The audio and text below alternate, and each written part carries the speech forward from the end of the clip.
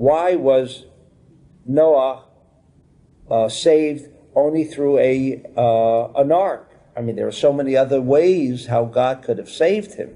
The ark, obviously, is not something that was going to save Noah.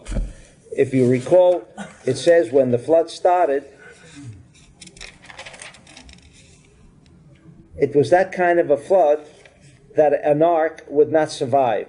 In chapter 7, verse 18, it says, "And the waters prevailed and increased greatly upon the earth, and the ark went upon the face of the waters. And the waters prevailed exceedingly high."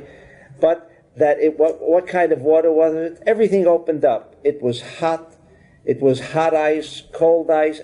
It was not the kind of situation where an ark could survive. The physical ark would never have survived, just like a raft in the middle of an ocean could not survive the kind of flooding that was going on. It was not just a tremendous amount of rain that was coming down, but like it says in verse 11, and the great deep broken up, and the windows of the heaven were opened, and the Zoar says there was hot, and there was heat, waves. It was not a normal flooding kind of idea. The ark physically could not have survived this Mabul. Therefore, the Zohar says the ark had nothing to do with a physical ark, because in a physical ark Noah would survive. But rather he was talking about a security shield. That's what the ark was about. It was a security shield. Nothing more. Noah had been instructed by God and taught by God how he could create his security shield.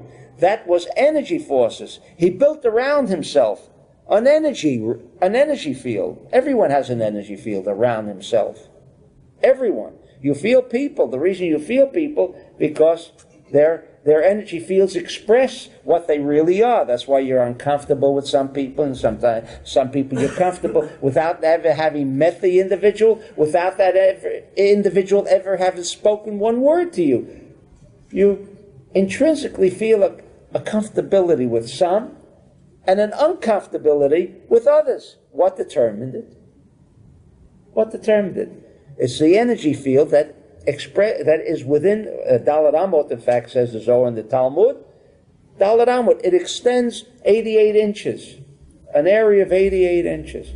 Anyone coming within those 88 inches can feel you, not even knowing why he feels the way he feels about you.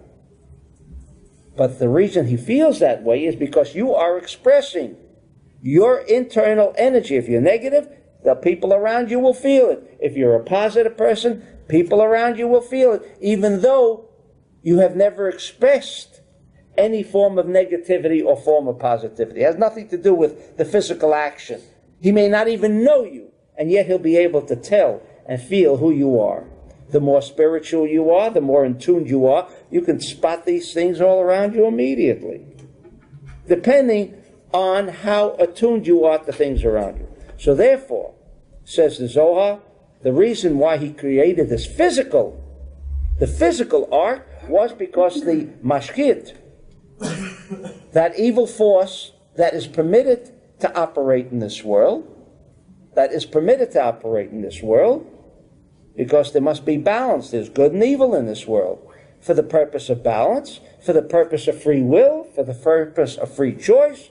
Therefore, he constructed this teva, this ark, to prevent the physical penetration, the eye of the mashkit, the eye of the destroyer, from penetrating his security shield. While the waters and the floods, that was taken care of.